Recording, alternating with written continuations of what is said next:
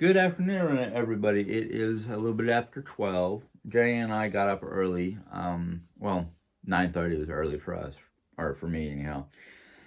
and we found out, or Jay Ann found out a day or two ago that our county, our area, found out that we were having, or we are having today, an dump for recycling. So basically, what it is, they set up a place that you can take your old electronics or your old electrical stuff and dump it off there, and basically take it there. They get, they pull it out of your vehicle. You don't have to get out and do anything. They just, you tell them what it is, where it is. They pull it out of that spot and throw it with all the other stuff. And boy, howdy, was there a lot of stuff there. I mean, I saw old fax machines, old TVs, old computers. People were dropping off old lawnmowers, old water softener systems, water heaters, stoves, refrigerators, dishwashers, washing machine dryers. They even had a mound of old tires and just like stuff that our local recycling center does not take on a regular basis or normally. So it's like, cool. And we only had the two things to drop off. We only had an old, outdated laptop and an old, outdated CPU system that uses like Windows 7, or the laptop no longer held a charge. In other words, even with a brand new battery, we got that laptop like 10, 15 years ago and replaced the battery once, and the battery, we weren't going to, fork over more money for a new battery when the software itself was going out of date. So we couldn't get it to keep a charge, let alone hold a charge, and even plugging it in directly into the wall, it wasn't working. So something was wrong with the electrical system. The CPU, it was just outdated. So yeah, took that to them. But anyhow, last night we didn't really do much heavy duty work around the house. One, I ran out to do a grocery pickup because there was some stuff that we really needed, and two, there was a tray that we're going to use for part of our decoration on one of the side tabletops. And the reason why we're going to use this tray as a decoration piece is because it has a lip. That way, things can't get knocked off of it and go straight to the ground, or roll off of it and go into the ground, whatever. But it was red. Well, most of our furniture the furniture schematics in the living room has no red components. So we just said, it's spray painted black. So we got some Canyon Black, 2X satin spray paint. Spray painted it black, let it cure overnight, and well, as soon as I'm done with this, we're gonna go in and hit the last part of the living room, which is just basically decor. And then tomorrow, if I feel up to it, instead of taking a day of rest, or Monday, we're gonna start doing if we don't do it today, some of the stuff in here. It depends on how long it takes to do the living room and how I feel afterwards. Jerry's leaving a lot of it on my shoulders because I'm the one who's doing most of the physical aspect of the work. That's how we work as a team. I do the physical, she does all the mental. That way I don't have struggles of like, I don't know what I'm doing, and have a, conniption. But anyhow, I got to read some of my American Cozy last night. We're going to dig into that. And I tell you what, I should not have read this last night. I should have read it during the daytime, because I got done reading what I read, and I went, bing, light bulb, let's start doing stuff. No, it's 3 o'clock in the morning, time to go to bed. So I started reading it, and I underlined a couple of little sections. One of them, I was like, ooh, that is very kind of poignant. And it says here, a sanctuary where you can relax, be yourself with no judgment. And she's talking about, a cozy home. Place that I can call a sanctuary and just relax and be myself without judgment. Okay, cool. I understand that. Home is basically a place that you're supposed to be able to come to, relax, rejuvenate, restore yourself, reset, whatever you need to do. It's also a place that you can, if you have family or friends that you want to invite over, and you can invite them over to have a nice little Hagee style get together without worrying about, oh man, I have to clean this, I have to do this, I have to do this. No, I don't want anybody over because my house looks like a wreck. Or I'm not happy with it because I can see fingerprints and I don't want to be judged by what my house looks like. Don't worry about this. If anybody's worried about this, basically it's a dry patch of skin that I scratched too much last night. Yes, I'm pointing it out because some people might see it and go, me, and I don't need people doing that right now. Then I underline this down here in the bottom. It says, having a home base that supports you and nourishes your spirit will change your life. Now, the reason why I underline that is something that people have been talking about lately, and I know I've said it myself. I want an RV. I want to be able to have an RV so I don't have to worry about hotel expenses or where am I going to stay visiting friends or family.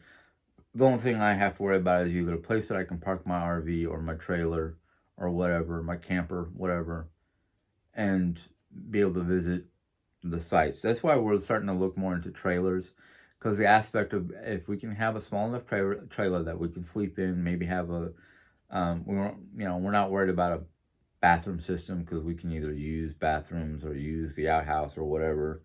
We're just worried about someplace that we can comfortably sleep for the night and maybe have like one of those outdoor pop open kitchenettes. But yes, we are planning on keeping this house if we can afford to keep the house and the RV. We're not totally moving into an RV. So right now it's just something to use for getting out and about and away from home. But as Jerry was saying, or she said on a video that she just made, home is wherever we are. Whether we are here at our home, our physical home, or out and about in the countryside with our RV, trailer, camper, whatever you want to call it. As long as we're together, we're home. And the next thing I underline is this idea of home is a safe haven, is at the heart of coziness. And this brings us to Hughie and how to invite it into our homes. Like I was saying, homes don't have to be a permanent location. Home could be on the road. Home could be wherever you're happiest. I'm happiest out in the woods. Granted, I can't sit there and claim a section of woods that I visit all the time as mine and mine alone and call it home. No. I just feel more at home in the wilderness away from people. Not because I'm an introvert, but because sometimes people can be very aggravating. That's one of the reasons why I want an RV and like the idea of having an RV when I get it, because if I'm basically self-employed or however you want to put it, and I just get tired of people, I can get away. Now, right now, because of the way things are, I don't deal with people a lot. So I don't worry about people. I deal with the digital family that I have or the digital people that I deal with. And sometimes it's just kind of like, nope, don't want to deal with it. I'm not going to look at the comments. Not going to read the comments. No. People can be very aggravating. But anyhow, the next section I underlined is, the title of this section is called Where to Begin. While creating a cozy home doesn't happen overnight, you'll be happy to learn that it is not an expensive, complicated process. Not an intensive, complicated process. Nor is it expensive. I jumped and rearranged my sentence. Sorry. With a few simple actions, you'll notice that your home suddenly feels fresher, lighter, warmer, and more inviting. It is true. Any of you who are watching my channel listening to what I'm talking about, and decide to start sprucing up your home, decluttering your home, rearranging your furniture, cleaning it up, the whole 9 yards, you'll find out within hours of finishing up the project for just one room alone can feel a whole lot more open, a whole lot more clean, more energy, more warmth, more vibrance, more alive. We are the only thing left in our living room that we need to do is basically the decor. Once we're done with the decor and we decide whatever is left over, we can either throw in the back of the van for a yard sale or give a giveaway or whatever. I'm already feeling that the room is more open. The living room is more inviting. The living room is more vibrant. Doesn't feel so heavy or uncomfortable. I came into this room after today's adventure, and as soon as I walked in the room, I was like, is it me, or does this room feel a little bit more open now that I don't have an extra line or layer of stuff in my way? It's amazing how things can make you feel when you just clean up and declutter or organize and rearrange stuff just to make it feel different, cleaner, open. Not so much stuff piled up on tabletops or on the couch or wherever. It is amazing. Some of you have already stated how different a room felt like after you just cleaned it up. And I'm like, yeah. I'm not handing off a load of crap or, speaking out of my ass or making shit up. I'm reading from a book that somebody wrote, I don't know how many years ago. This is not just your run-of-the-mill author. This is somebody who's not only a professional at what she does, and basically what she does, and she even stated at the very beginning of the book, she's a home decorator she uses feng shui, kandu, and hygge, or hegi, for those of you who don't know what hygge is, or the translation. She has scientific studies in here. She has proof from scientific people from around the world on Q&A of how people feel about clutter or an unclean home or whatever. Anyhow, the next bullet point is, she basically states right here, read chapter 3 on decluttering your home. Once all the extravagant stuff is gone, light, warmth, and energy can flow unimpeded through your space, giving you a better idea of what more you can do to create a sense of hygge, different ways of pronouncing that word from different parts of the Nordic world, Nordic nations. But yeah, I read chapter 3 and I went, and I talked to Jerry and she went, let's do it, and we're doing it. This one had me going because I was like, ooh. One person's good odor could be another person's bad odor, or one person's bad odor can be a problem.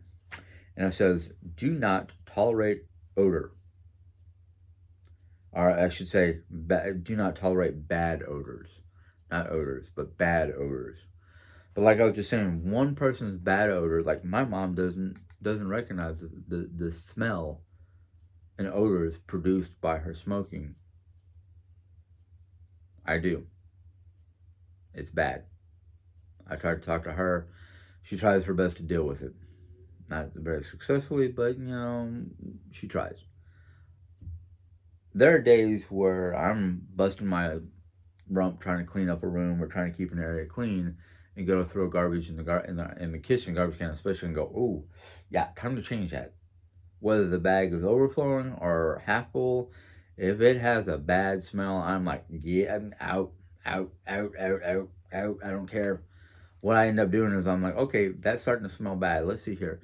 I can take some of the trash from the living room, put it in this can. Some of the trash from the bathroom, put it in this can. Some of the trash from various different rooms, just to fill up the one can, so I can get it out of my house. If I can't fill it up, I'm still like, okay, I don't care how full it is. It's a really rank odor. It's got to go.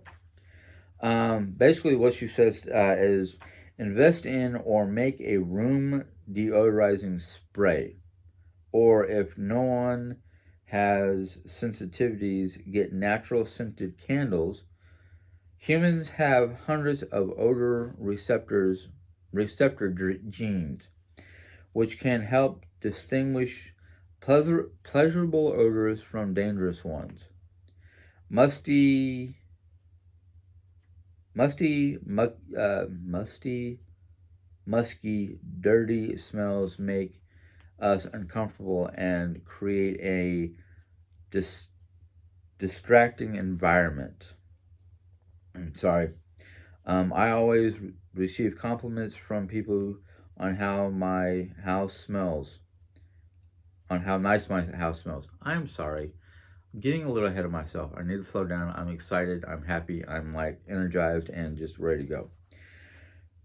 My secret is keeping my kitchen and bathrooms clean and using naturally scented candles. A pleasant smelling house is one people, the homeowners included, love to be in. She's right about that. I love certain natural smells. In fact, I'm surprised I'm not burning my candle right now. No, I'm going to light it up because I'm going to be here for a moment or two.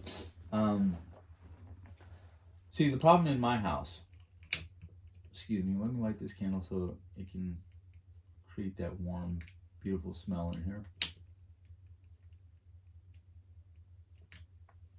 All right, there we go.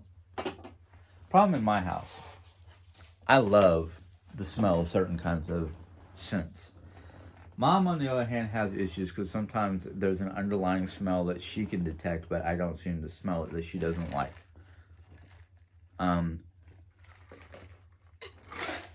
Now, one of the things I usually joke about, but I'm not like totally joking about, I'm kind of serious about.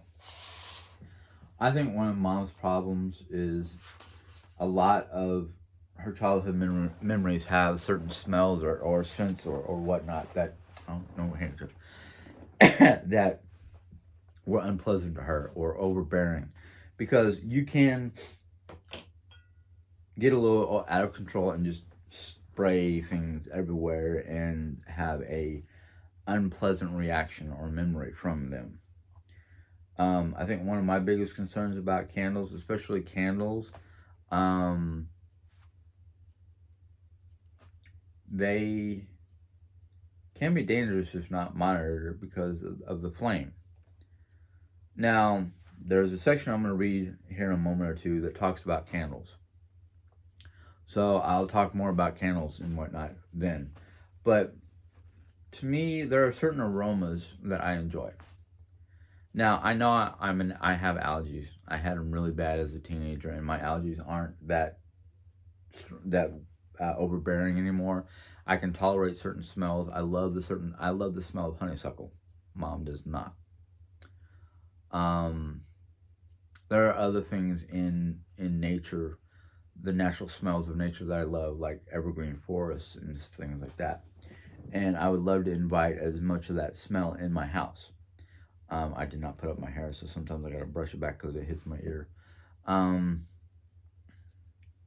I love the smell of nature. Nature has a lot of lovely smells, but because of Arizona and whatnot, I don't like the smell of oranges because the smell of oranges reminds me of the time when we were living in Arizona when I developed really bad allergies to natural perfume or natural smells and certain perfumes. It just reminds me of those days. Now, am I going to say we can't have oranges in the house? No. I just don't want to live near a grove of oranges ever again, because when you have that many, I mean, when you've got like a square mile worth of orange groves, and not just 1 square mile, but several square miles or acre, 20 plus acres worth of orange groves. You know, and they're all blooming and pollinating and producing those smells all at the same time. And that's what my sinuses kind of go, nope, we're shutting down. We're creating a dam, nothing comes in, nothing goes out. And I end up sounding like I'm underwater or just can't breathe through my nose. Or if I can breathe through my nose, it sounds like a train whistle. You know, that's how bad it was. And that's why I'm more of a mouth breather than a nose breather, because of sinus issues. So between that and, you know, all at the same time, with all within the same year, I developed really bad allergies to pollen or basically anything that pollinated. Bronchial asthma. I was on 4 different medications for allergies and asthma alone, plus the other. I think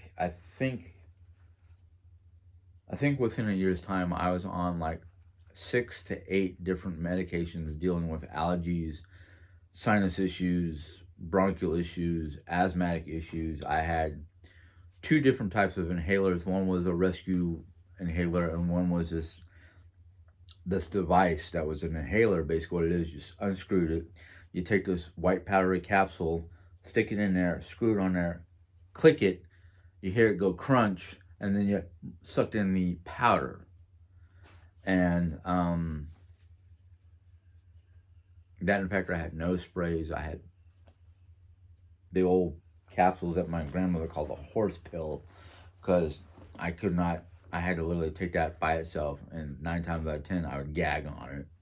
So yeah, I can understand some smells that people go, oh, that's a lovely smell. Other people are like, nope, keep it away. So when it comes to smells, each to their own, but you got to realize that there are smells out there that our sinuses go, nope, that's rotting meat, rotting vegetation, that's just nastiness, got to get rid of it type stuff. So yeah, smell does play a big part in our lives.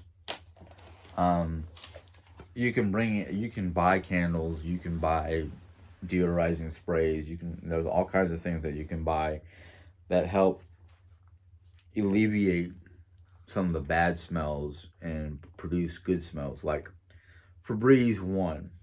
That's one of the many main deodorizing sprays that we have in the house. One, there is a Febreze, non-scented Febreze. It does have a mild smell because of the fact that that's just part of the chemical in it, the whatnot, and it covers up the smoke smell, and it deodorizes the furniture. You can get the one that's basically for air or cloth. Basically, you can spray it in the air, you can spray it on furniture to get rid of certain kinds of odors, whether it's cat odor, dog odor, smoker odor, whatever. It's a really good one. But if you can learn how to make your own deodorizing spray, where you can add natural scents, that's great. One of the things that we have in this house, I think I might have put it in a drawer out in the other room to store it. But we have this candle called a smoke eater's candle. It's non-scented, and you light it up, and it will basically absorb the smoke in the air. But it has this mild scented stick or something like that. That as the candle burns, it releases this natural mild smell that Mom doesn't mind. So it's like, okay. I just know Mom can't handle certain kinds of artificial smells, which a lot of non-natural candles has. Now, there's a place in Effingham, Illinois, or I don't know, is it Effingham? Well, there's a candle place. It's all about candles in between here and Ohio. I don't know if it's in Illinois or Indiana. I thought it was close to Effingham, but I'm not sure. I love going in there because it's got all these beautiful smells, and they've got a section in there that are all natural beeswax candles. those are the best type of candles I have because of the fact that there's no artificial aspect. There's no artificial resin or whatever they use for some candles. Um, Eden, she makes candles out of beeswax and hemp wicks and adds essential oils in the candle, and they don't bug me, but sometimes they bug mom. But anyhow, I'll talk to you more about candles because she does tell you about it. The next one is called "Let There Be Light." Change your light bulbs and add lighting where needed. Darkness in small doses can be romantic and moody, but if your house is darker than the midday light on a clear September day, it's too dark. Living in a dark home can make you prone to depression, distractions, sadness, fatigue, and so on. Easy tricks you can use to bring more light into your home include using brighter bulbs in your existing light fixtures, installing more light fixtures or lamps, and keeping window coverings open during the daytime. Adding mirrors to rooms to reflect light can also give your home a warm, sunny feeling. Now, there was a 10 to 20 year, no, not that long, 10 to 15 year time frame after 86. So like 86 to 60, 80, not 60, 86 to 96. So yeah, 10 years. I was in a weird place. I was in a place of denying the bright, cheery lifestyle of what the Bible says Christians are supposed to be like, and just was studying and reading all kinds of other stuff. I didn't know much about the Norse or my connection, ancestral type stuff that connected me to the Norse people. But I did go through a series of studying Druidism, Wicca, Mohammedanism, Confucianism, Taoism, all the different religions I can get books on. I even actually invited Mormons into my house and read their book, and yeah, that kind of pissed me off because I was like, yeah, right, okay, no. If you're a Mormon and you're watching my channel, I have no ill will towards you. I just can't follow your beliefs. It just sounds a little too far-fetched for me. Especially when a lot of it, if you've ever read the Bible through and through, a lot of it mimics the Bible, but it has no real biblical connection in my mind. But like I said, you know, everybody can believe what they want to believe. Everybody can follow whatever they want to follow. That's a personal choice. But yeah, I went through a time where my room was always dark. My furnishings were dark. My covers were a dark color. In fact, after my father passed away and we moved to Paradise Valley, Arizona, we got a house. And after they built the house, the interior decorator came to us and said, okay, this room, what do you want? What color do you want your carpet? What color do you want your walls? What kind of colors do you want for your drapes, your curtains, your blinds, whatever it is, on the window? And I let Mom pick out all the colors throughout the house, and my cousin Debbie and her son was living with us at the time, so they got to pick out the color for their floor and their room and their walls, and it came to my room. Now, my room was right above the garage, so my room was always hot. I knew it was going to always be hot because of the fact of where it was located in the house and what was below it in the whole 9 yards, because it was a 2-story house. And I thought to myself, well, one, I want the colors to be a darker shade because they'll help, they'll help with dealing with the heat, or at least that's what I thought. I didn't really understand thermodynamics and whatnot. I just knew I understood certain things. So I was like, okay, I want the carpeting to be like a midnight blue, the darkest possible color of blue, just shy of being black. I want my walls to be like a burgundy. I mean, like a deep, deep red, almost blood red. And the only thing cheerful about my room was the fact that I loved animals. So I was like, I want these vertical blinds to have an African or some sort of animal print, like animals, not just like leopard spots or whatnot. I wanted to see animals, and the only thing they had in stock was like an African animal safari type motif, and that's what my bedroom looked like. So yeah, and guess what? Those vertical blinds never came open except for maybe once in a blue moon in the wintertime and or at nighttime when I wanted to see the bleak dark skies. So yeah, I agree. The darker your living space, the more negative vibes you're gonna have to deal with. So I do agree because now that my house is more airy and lighter in color and whatnot, except for I like to get rid of the gray color. Um, I agree with her.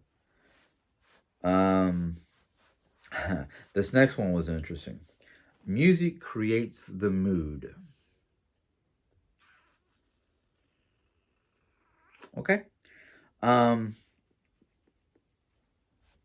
Basically, she says invest in CDs or make playlists of uplifting music that make you feel calm and happy. Music has been found to manipulate moods. It can speed up your heart rate and create feelings of anger or aggression, or help you slow your heartbeat and leave you feeling relaxed and safe. Much of this has to do with the music's tempo, the volume of the drums and bass, and whether it uses smooth, these terms I don't understand, but smooth, legato tones or choppy sac- staccato tones. Don't ask me. I'm just trying to read these words and I don't understand what they are. Classical music by composers such as Mozart, Haydn, and Beethoven, and bar- baroque music by composers such as Bach and Handel are especially effective at evoking a sense of happiness and calm.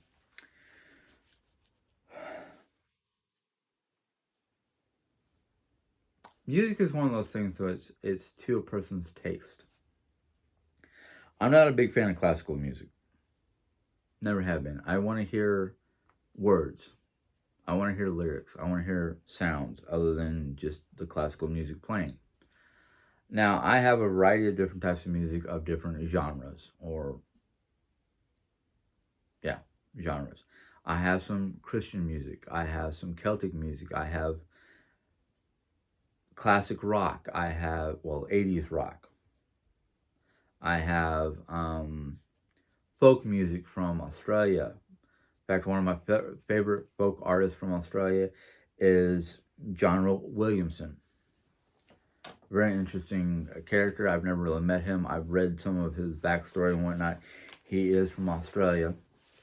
In fact, he wrote a couple of songs um, that were interesting songs because they're funny, they're quirky, they're humorous, but they talk about the Australian the back country, the bush country. But two songs that I know about from what I heard was written in particular about Steve Irwin, the crocodile hunter. One of them is called Crocodile Roll, and the other one is called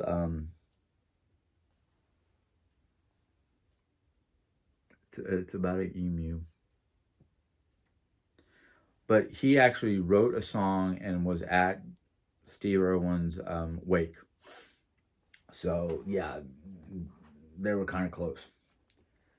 But yeah, music does set certain tempos. Like I will listen to certain Celtic music to help me relax at night to go to sleep. I will listen to either my Viking metal or some of the 80s rock that I have while I'm trying to work around the house, because it gets me up and flowing and moving and edit it. And then for like the in-between times, depending on how I'm feeling, I might listen to some of the contemporary Christian music I have. Artists, I'll give you my list of artists that I listen to. For him, Casting Crowns, Third Day, DC Talk, um, classic rock like, actually I don't even know the artists, I just know the soundtracks they came off of. I have music from the soundtracks of Iron Eagle and Top Gun and Pretty Woman. I don't even remember the artist's name. He did Simply Irresistible, ZZ Top, some Metallica, some Guns N' Roses, Bon Jovi. Then we get into like the Celtic music, which is like Celtic Woman or Celtic Thunder. And then there's the Viking music by a group called Skeld, which actually translates to poet or poets. And then there's the rock band, the Viking metal rock band Tyr, Tyr. So I have my different genre, my different areas of music that I like for different reasons. Some people might not like the same music I do. That's fine, Danny. We have our own taste in music, but depending on the tempo and the beat and all that stuff depends on how it affects us physically and psychologically. So she's right. Music can create moods. It can alter our mood to being happy, being sad, being aggressive, being, whatever. I'm sorry, this is probably going to be another long one because I might have to cut this one in half. The next one down is do something about those cords and chargers. We live in a digital age where we have more electronics and cords and whatnot than we know what to do with. So it's kind of hard to keep them under control and make them so unsightly.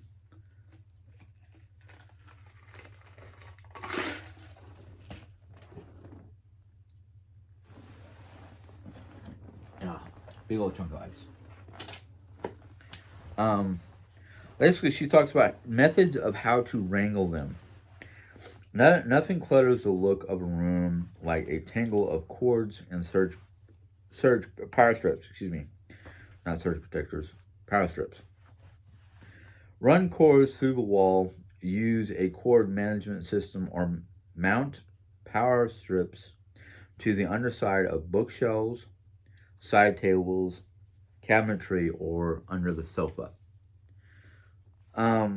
Basically, if you don't have a reclining system like we do, you can put them underneath the sofa and you won't have to worry about them being in plain sight or being crimped or whatnot. What I've been using lately is a combination of zip ties and tucking them behind decor or behind stuff in my TV cabinet.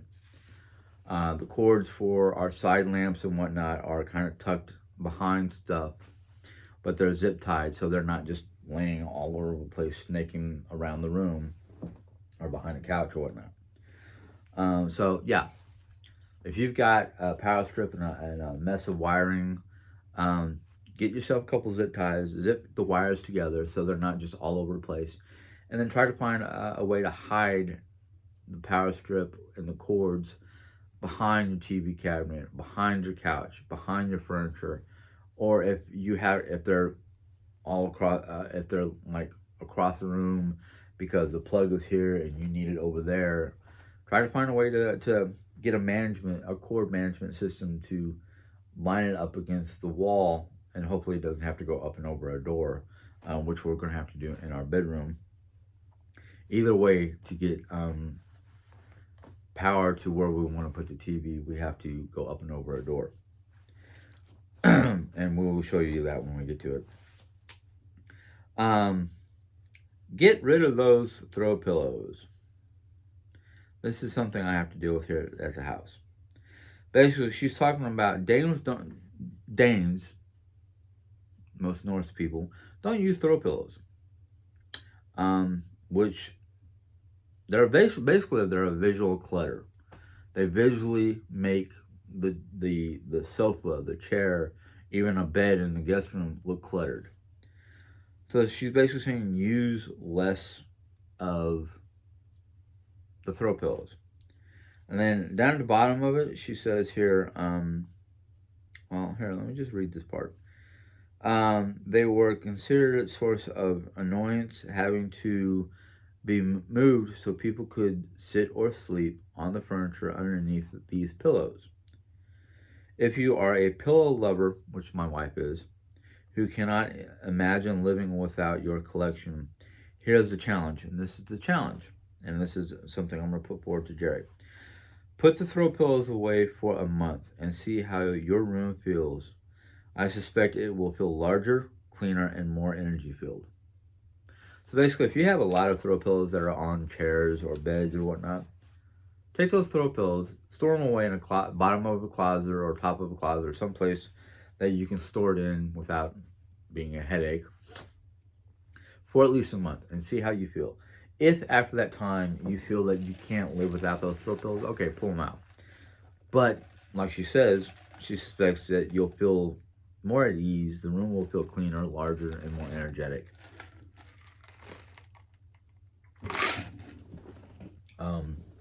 I would love to do that. I'm not a throw pillow person. I have pillows that I sleep on my bed. That's on my bed. On the guest room, I have maybe, well, Jerry was the one who decided to do this, but on the guest room bed there's 2 pillows per side, and then she has 1 or 2 throw pillows kind of like in between just as decor. I find that useless. Most people end up throwing at least one of the 2 pillows that they're supposed to use to sleep on, plus the decorative pillows onto the floor, off to the side, away from, out of their way. All right, I'm going to read this one last part because it's pretty long, and then I'm going to stop there and just make a part 2 for this particular sector. Because she does room by room. This last one, which I was talking about earlier, is buy a candle for every room. 1 candle for every room. Danes are crazy for candles. In fact, candles are the unofficial symbol of the Hygge or Hygge movement. Like most things Scandinavian, there's a practical reason candles are so important. I'm going to stop there for a second. Scandinavia. Now, I've already said that I once thought that was a country, not a group of people. Scandinavians are the name used for most of the Northern European sector, which was also considered Nordic territory. Scandinavian wasn't just the people, it was a form of language, if my memory serves me right. Scandinavians were basically the hardier type people that the Norse people descended from or came from or were a part of. I don't know how their connection is, but most of the time when we talk about Scandinavia, or Scandinavians, not Scandinavia, but Scandinavians, we're talking about people from like Norway, Finland, Sweden, Denmark, Northern Germany, or some of the Northern Germanic nations. They were considered part of the Scandinavian culture. But anyhow, yeah, this isn't just for Scandinavians. I think a lot of Europeans, especially old world type old people who like to think about their ancestry, most everything in Europe has a rhyme or reason. There's always a rhyme or reason for them to have it or use it or whatever. But anyhow, it says here, during the long, dimly lit, cold northern winters, candles are how Danes bring light and warmth to their indoor winter lives. For most Scandinavians, a lit candle creates a intense connection to the warmth of their childhood. To avoid creating indoor air pollution, choose natural vegetable-based or beeswax candles that are unscented or scented with a favorite essential oil. Be sure to place candles in a safe, stable spot where they won't be knocked over by children or pets, and where the flame is far from paper, cloth, or anything flammable. I'm gonna go ahead and end this here because we're at 45 minutes, and I don't really want them to be too long. I probably got another. Oh, let's see here. 4 pages worth of information, and that's going to take a good while to read it all. Now, I'll tell you what I've read so far, or what I read to you guys so far, makes me kind of go, okay, I understand what you're saying, but the question is, especially in our modern day world, now I don't know how they do it in the Scandinavian territories or Denmark or any of those places anymore, but nowadays, we have electric heat, fireplaces, various ways to keep ourselves warm. We don't need candles just for the warmth anymore. But I will say this much. Here in America, this is an old tradition or an old thing from like back World War One, World War Two. In the old days, back then, probably up until the 60s, maybe some people still do it, I don't know. But actually, they did it even before World War One. They did it as far back as the Independence War and days of yore.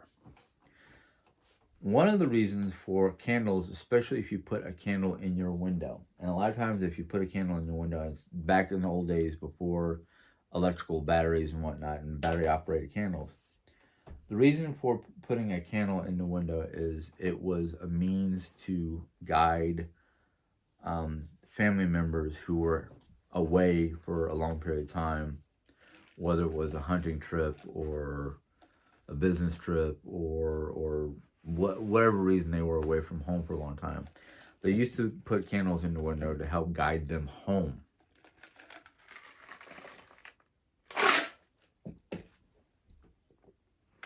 Now, for people nowadays, anybody who doesn't follow some of the old traditions, they're like, oh, candles for emergency uses only in case the power goes out, blah, blah, blah, that kind of stuff. I agree. Candles are a great source of light and warmth if power goes out.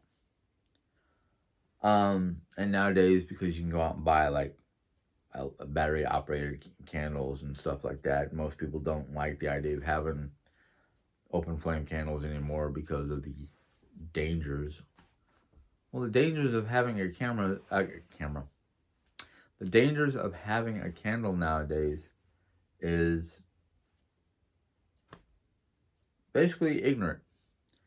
What I mean by that is, if you have a candle, you know it's lit. Are you gonna leave it where somebody can where it can get knocked over? Are you gonna leave it near flammable objects, whether it's paper, cloth, whatever? No.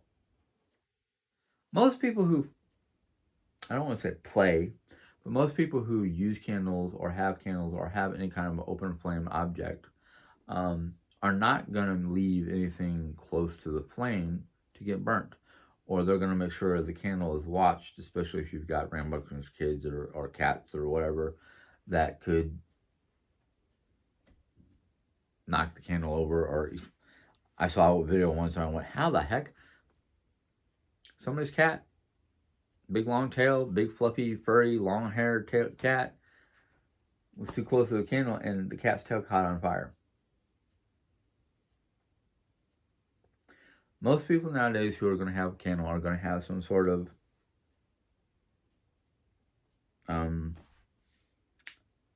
lantern type system to keep the flame from being too high so something can catch fire. For instance, way back when, before electricity was a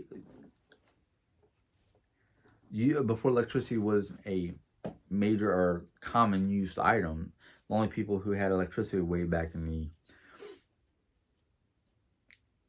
20s, 30s, 40s, whenever electricity became a big thing. Back in the old days, basically back in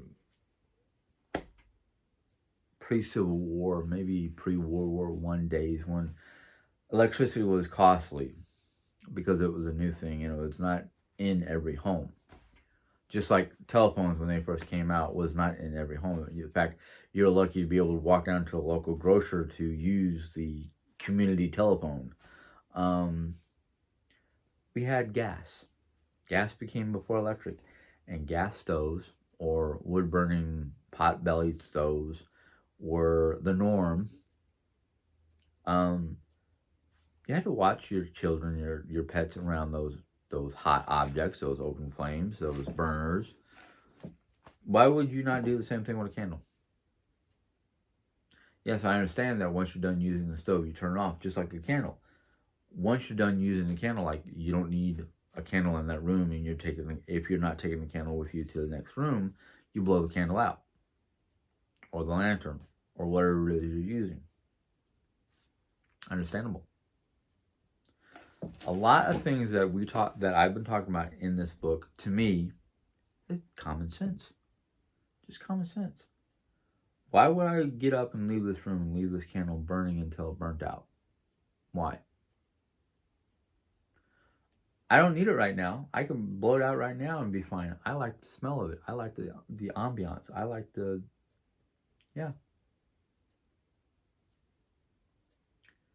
Fire is a primitive thing.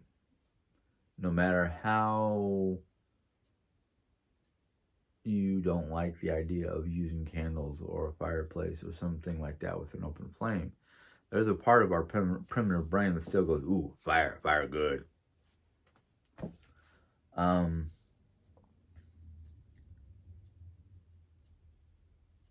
You can see a lot staring at an open flame. But then there are people who like fire too much and become arsonists or something chaotic. But anyhow, that is my video for today. Hopefully you enjoyed the information that I talked about. I know I did. Of course, if I didn't, why would I be reading it? I'm hoping those of you who have been following along and have been taking a deep interest and even trying to introduce the information and practices into your own lifestyle. I've had a few people say they have been, and it makes them feel great, makes their home look great. I appreciate you guys for viewing it. I appreciate the fact that you're even trying it. There's nothing wrong with that. I mean, there's a lot of information out there that can help us out, whether we think it does not. Because I used to be one of these skeptics that was like, oh, self-help book, yeah, that's not going to work for me. I've been reading. I did not realize that The Secret of, or How to Live Hagee, plus this book are self-help books until I flipped it over after starting to read some of it. And it says right here in the upper left corner, self-help, personal growth, happiness.